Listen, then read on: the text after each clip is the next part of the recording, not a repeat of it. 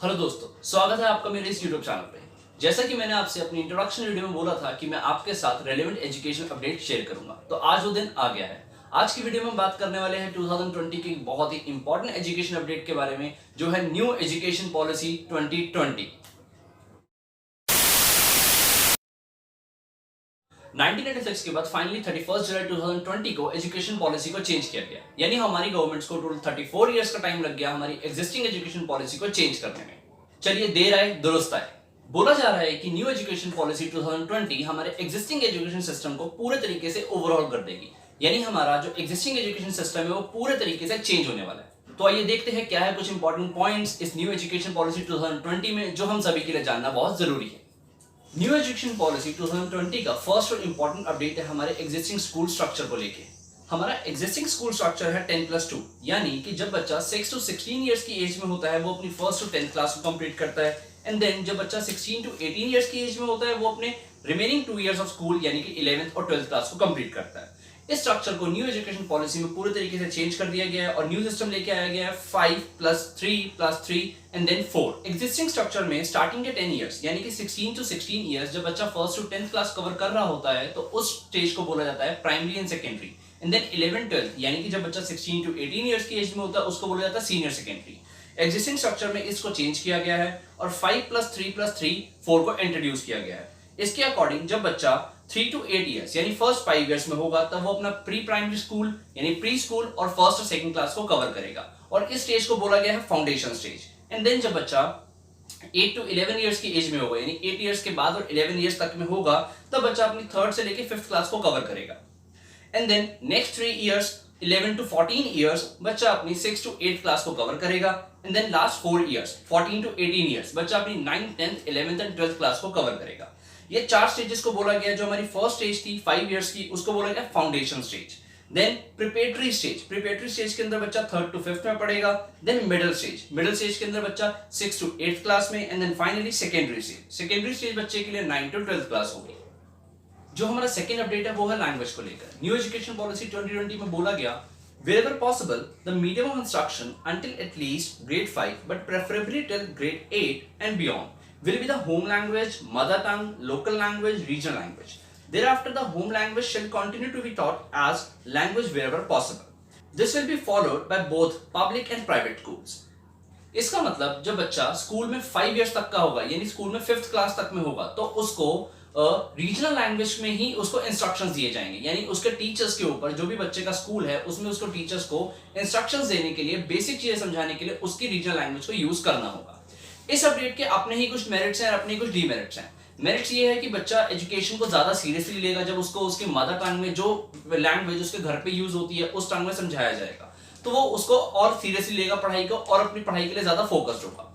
इसके डीमेरिट्स ये है कि बच्चों का माइग्रेशन मुश्किल हो जाएगा। सपोज कोई बच्चा अगर 3 से 4 साल तक मतलब स्टार्टिंग के 4 इयर्स अपने स्कूल के अंदर 3rd 4th तक उसने अपनी रीजनल लैंग्वेज में पढ़ाई करी एंड सडनली उसको किसी और स्टेट में ट्रांसफर होना पड़ रहा है, उसकी फैमिली की वजह से उसको किसी और स्टेट में ट्रांसफर होना पड़ रहा है, और जो अदर स्टेट है वहां पर उस लैंग्वेज को ज्यादा बढ़ावा नहीं दिया जाता। सपोज हम एग्जांपल लेते हैं कि कोई बच्चा केरला से महाराष्ट्र में शिफ्ट हो रहा है, महाराष्ट्र में मराठी चलती है, तो मराठी में वो जो बच्चा 4 साल ऑलरेडी केरला की लैंग्वेज सीख के आया है वो मराठी को उसको अडॉप्ट करने में प्रॉब्लम हो सकती है। तो इस पॉइंट के अपने कुछ मेरिट्स है और डीमेरिट्स है।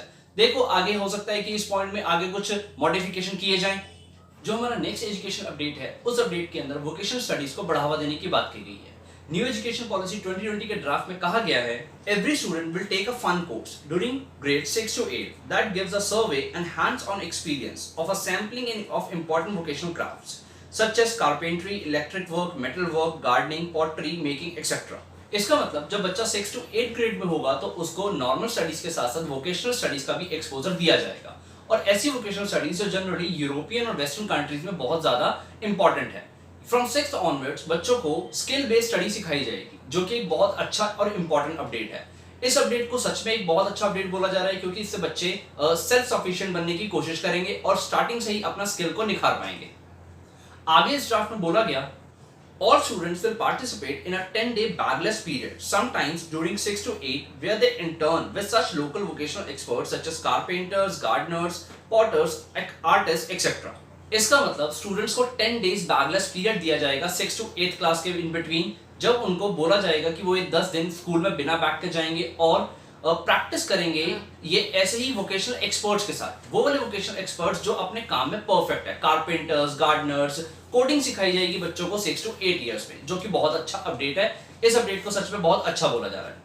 हमारा जो नेक्स्ट अपडेट है वो है 11th और 12th क्लास के बच्चों के लिए। जब बच्चा 10th क्लास पास कर लेता है एग्जिस्टिंग सिस्टम के अंदर, उसको 11th 12th में एक स्ट्रीम चूज करना पड़ता है, या तो ह्यूमैनिटीज, या तो कॉमर्स, या तो फिर साइंस, और उसके पास अदर सब्जेक्ट्स में जाने की फ्रीडम नहीं होती। बट इस न्यू सिस्टम के अंदर इसको फ्लेक्सिबल किया गया, फ्लेक्सिबिलिटी दी गई है स्टूडेंट्स को कि अगर वो कोई भी स्ट्रीम चूज करते हैं तो वो अदर स्ट्रीम के भी सब्जेक्ट्स को पढ़ सकते हैं। सपोज कोई बच्चा साइंस के अंदर बायोलॉजी पढ़ रहा है, बायोलॉजी के साथ अगर उसको पॉलिटिकल साइंस में इंटरेस्ट है तो वो पढ़ सकता है। मैं खुद भी जब 12th क्लास में था, जब 11th क्लास में गया तो मुझे कॉमर्स लेनी पड़ी, कॉमर्स ली मैंने, पर मुझे पॉलिटिकल साइंस में बहुत इंटरेस्ट था, बट मैं नहीं ले पाया। तो ये बहुत अच्छा अपडेट है कि बच्चा अपने मन के सब्जेक्ट्स पढ़ पाएगा।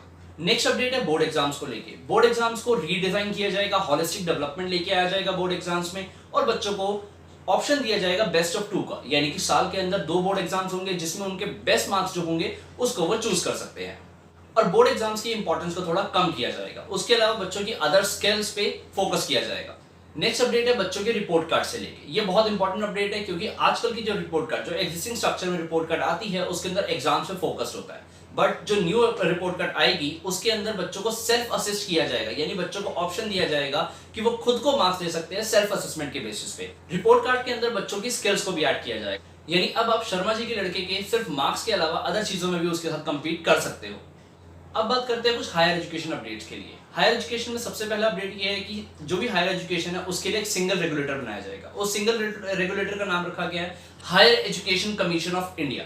Higher education commission of India के अंदर 4 सब बॉडीज होंगी जो इसके हायर एजुकेशन के डिफरेंट एस्पेक्ट्स को डील करेंगे, और बोला जा रहा है कि higher education commission of India एक फेसलेस बॉडी होगी। तो देखते हैं ये कैसी बॉडी निकलती है। न्यू एजुकेशन पॉलिसी के अंदर हायर एजुकेशन के लिए नेशनल रिसर्च फाउंडेशन बनाने की बात कही गई है। यूएस के अंदर नेशनल साइंस फाउंडेशन की तर्ज पर ही नेशनल रिसर्च फाउंडेशन को बनाने की बात कही गई है। जो हमारा नेक्स्ट हायर एजुकेशन का अपडेट है वो बहुत ही इंपॉर्टेंट है। इस अपडेट के अंदर फ्लेक्सिबिलिटी दी गई है स्टूडेंट को मल्टीपल एंट्री एंड एग्जिट के ऑप्शंस के लिए, यानी कि अब जो ग्रेजुएशन डिग्री है बच्चों को बैचलर्स डिग्री 4 इयर्स की कर दी गई है, जिसके अंदर बच्चों को ऑप्शन दिया गया। एग्जिस्टिंग स्ट्रक्चर में अगर आप फर्स्ट ईयर स्टार्ट करते हो और 3 ईयर की ग्रेजुएशन डिग्री है, तो जब आप वो ग्रेजुएशन डिग्री पूरी कर लोगे तभी आपको डिग्री मिलती है।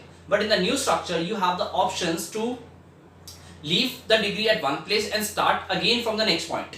सपोज आपने कोई बैचलर्स डिग्री स्टार्ट करी और आपको फर्स्ट ईयर के बाद उसको छोड़ना पड़ गया, तो फर्स्ट ईयर के बाद आप उसको छोड़ सकते हो और फिर जब एक डिफाइंड पीरियड के बाद आप उसको सेकंड ईयर से दोबारा स्टार्ट कर सकते हो, यानी आपने जो फर्स्ट ईयर किया है वो आपका वेस्ट नहीं होगा। सिमिलरली अगर आप फर्स्ट ईयर के बाद अपनी ग्रेजुएशन छोड़ते हो तो आपको एक सर्टिफिकेट दिया जाएगा, अगर आप सेकंड ईयर के बाद छोड़ते हो तो आपको डिप्लोमा दिया जाएगा, थर्ड ईयर के बाद छोड़ते हो तो आपको डिग्री दी जाएगी, एंड फोर्थ ईयर के बाद बैचलर्स डिग्री विद रिसर्च दी जाएगी।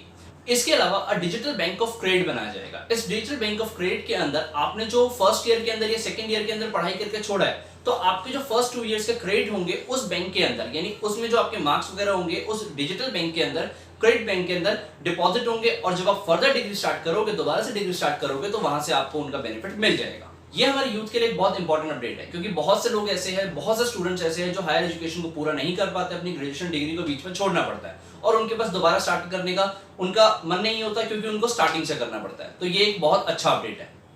इसके अलावा नेक्स्ट अपडेट में बोला गया है कि एमफिल की डिग्री को डिसकंटिन्यू कर दिया जाएगा, यानी अब आपको एमफिल करने की जरूरत नहीं है। अगर आप बैचलर्स पूरा कर लिया, मास्टर्स पूरा कर लिया, तो आप डायरेक्ट डॉक्टरेट यानी पीएचडी कर सकते हो। एमफिल को डिसकंटिन्यू कर दिया जाएगा, जो एक बहुत अच्छी बात है।